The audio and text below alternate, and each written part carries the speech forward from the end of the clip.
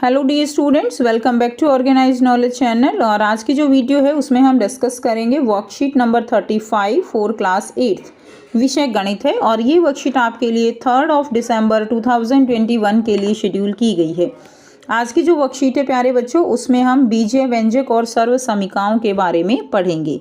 सो worksheet शुरू करने से पहले प्लीज़ चैनल को सब्सक्राइब कर दीजिए, बेल आइकन को भी प्रेस कर लो ताकि आपको आने वाली वीडियोज़ की नोटिफिकेशन वो समय से मिल जाए। सो स्टार्ट करते हैं। हम जानते हैं कि अंकगणित से हमारी संख्या संबंधी समस्याओं को हल करने में बहुत मदद मिलती है। कि जो अंकगणित है वो हमारी जो भी संख्या संबंधी समस्याएं हैं उन सबको हल करता है। परंतु जब अंकगणित में बहुत कठिन समस्याओं का हल संख्याओं से नहीं हो पाता तो उसके लिए हम x, y, z या a, b, c की सहायता लेते हैं। गणित की इसी शाखा को हम क्या कहते हैं? उसको हम बीजगणित कहते हैं। सो इस शाखा को हम क्या कहेंगे? इसको हम बीजगणित कहते हैं। तो आओ समझें। इन त्रिभुजों को देखिए और अगला प्रतिरूप बनाइए। तो देखिए इसमें क्या दिया गया है? एक त्रिभुज है, उसके बाद 2, उसके बाद 3, उसके बाद 4 हैं और उसके बाद 5 हैं। तो उससे अगला जो पैटर्न होगा वो क्या होगा? वो 6 त्रिभुज बन जाएंगे। ठीक है, टोटल कितने त्रिभुज होंगे? 6 होंगे। उसके बाद अगर अगला बनाएंगे तो टोटल कितने हो जाएंगे? टोटल त्रिभुज जो है वो 7 त्रिभुज हो जाएंगे। अरे ये तो बहुत आसान है। तो बहुत आसान है, आप आसानी से 5 के बाद 6, 6 के बाद 7 ऐसे जो है पैटर्न बना सकते हो। इन त्रिभुजों को देखकर बताइए कि इसके 100वें प्रतिरूप में कितने रेखाखंड होंगे। आओ प्रयास करते हैं। तो देखिए इसमें 100वें जो प्रतिरूप होंगे उसमें कितने रेखाखंड होंगे ये आपको बताना है। अब पहला पॉइंट क्या दिया गया है? एक त्रिभुज बनाने के लिए कितने रेखाखंडों की आवश्यकता होती है? तो एक त्रिभुज बनाने के लिए 3 रेखाखंड की आवश्यकता होती है। देखिए कैसे, ये एक त्रिभुज है तो इसमें एक रेखाखंड ये है, एक ये है, एक ये है। टोटल कितने हो गए? 3 हो गए। अब अगर 2 त्रिभुज हैं तो कितने रेखाखंड चाहिए? 6 रेखाखंड की आवश्यकता होगी। ठीक है ना। तो ऐसे 2 त्रिभुज होंगे तो 3 इसके हो गए, 3 इसके हो गए। तो 2 को अगर हम 3 से गुना कर दें तो कितने रेखाखंड हो गए? टोटल 6 हो गए। इसी तरह 3 त्रिभुज हैं तो 3 त्रिभुज में एक त्रिभुज में 3 चाहिए और 3 त्रिभुज हैं तो टोटल कितने रेखाखंड हो गए? 3 को 3 से गुना करोगे टोटल हो गए 9। इन प्रतिरूप से हम कोई नियम निकाल सकते हैं। तो यहाँ से एक नियम निकलता है, जैसे आवश्यक रेखाखंडों की संख्या कितनी आई? 3 आई। और उसको अगर हम त्रिभुज की संख्या से गुणा कर दें तो हमारे पास टोटल रेखाखंड की संख्या आ जाएगी। तो जैसे कि देखिए त्रिभुज की संख्या अगर हम t मान रहे हैं तो 3 और गुणा में t तो कितना आ गया? 3t। ठीक है ना। तो यानी 3t जो है इस फॉर्मूले से हम क्या निकाल सकते हैं? आवश्यक रेखाखंडों की संख्या निकाल सकते हैं।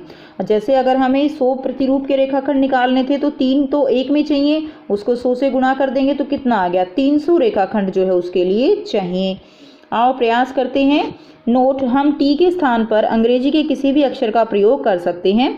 आप टी के स्थान पर त्रिभुज की संख्या रखते जाओ और तथा आवश्यक रेखाखंड की संख्या आ जाएगी।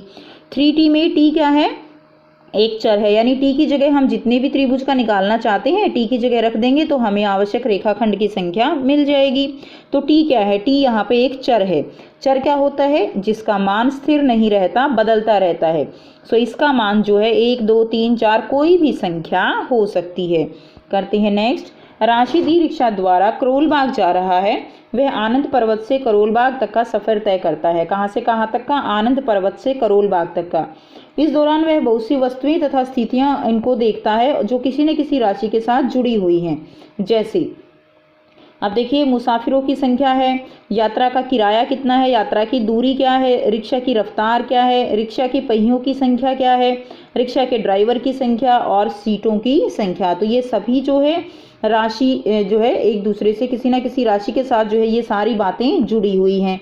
अब देखिए उसके बाद उपरोक्त सफ़र से जुड़ी तरह तरह की राशियां प्राप्त हुई हैं, जिनमें से कुछ राशि स्थायी हैं अर्थात बदल नहीं रही और कुछ ऐसी हैं जो बार बार बदल रही हैं। आओ जाने कि सफ़र के दौरान किन किन स्थितियों में राशियां बदल रही हैं, हाँ या नहीं में उत्तर दें। तो पहला क्या है? क्या मुसाफिरों की संख्या बदल रही है? तो आपको बताना है हाँ या नहीं। तो क्या मुसाफिरों की संख्या बदल रही है? तो बिल्कुल, तो आप इसमें लिख देंगे हाँ।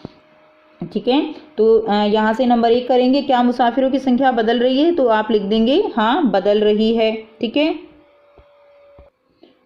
सो आप यहाँ पर हाँ लिख देंगे। उसके बाद देखिए क्या यात्रा की कुल दूरी बदल रही है? तो यात्रा की कुल दूरी तो नहीं बदल रही क्योंकि डेस्टिनेशन तो सेम है। तो यहाँ पर आप लिख देंगे नहीं, कुल दूरी नहीं बदल रही है। क्या रिक्शा की रफ्तार बदल रही है? तो बिल्कुल रिक्शा की रफ्तार बदल सकती है, कभी ज़्यादा कभी कम हो सकती है। क्या पहियों की संख्या बदल रही है? तो पहियों की संख्या कैसे बदलेगी, पहिया तो जो रिक्शा में है वही रहेंगे। क्या नंबर 5 है, क्या ड्राइवर की संख्या बदल रही है? तो वो भी नहीं बदल रही, तो वो भी क्या आ जाएगा, नहीं आ जाएगा। क्या सीटों की संख्या बदल रही है? तो वो भी नहीं बदलेगी बच्चे, क्योंकि वो सीटों की संख्या भी समान रहेगी। अब उसके बाद देखिए यहाँ पर दिया गया है, ये हमारी जो है हो गई क्वेश्चन। अब हम देखेंगे कि यहाँ पर क्या दिया गया है। जिन राशियों के मान बदल रहे हैं वो क्या कहलाती हैं? वो चर राशि कहलाती हैं। ठीक है, वो चर कहलाते हैं जिनका मान बदल रहा है, और जिन राशियों के मान नहीं बदल रहे वो अचर राशि कहलाती हैं। ठीक है, तो मुसाफिरों की संख्या जैसे बदल रही है तो वो क्या होगी, वो चर कहलाएगी। और जो नहीं बदल रहे, जैसे पहियों की संख्या नहीं बदल रही है, ड्राइवर की संख्या नहीं बदल रही है, तो वो क्या कहलाएंगे, वो अचर राशि कहलाते हैं। लास्ट क्वेश्चन है क्वेश्चन नंबर 7। दी गई बॉक्स में चर संख्याओं पर गोला लगाना है और अचर संख्याओं को बॉक्स में डालना है।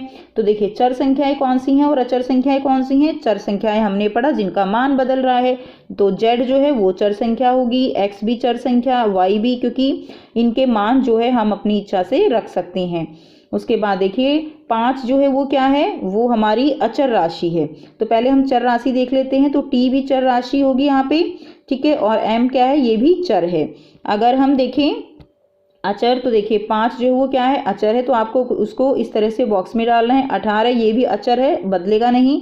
7 भी अचर है और 28 भी अचर राशि है। ठीक है, तो ये जो है आपको अपनी कॉपी में करना है। बहुत ही आसान वर्कशीट थी आपकी ये। आई होप आपको क्लियर है। कोई डाउट है कमेंट सेक्शन में कमेंट करके पूछ सकते हो। वीडियो अच्छी लगी तो लाइक शेयर जरूर कीजिए, चैनल को सब्सक्राइब कीजिए, and thanks for watching. Have a nice day.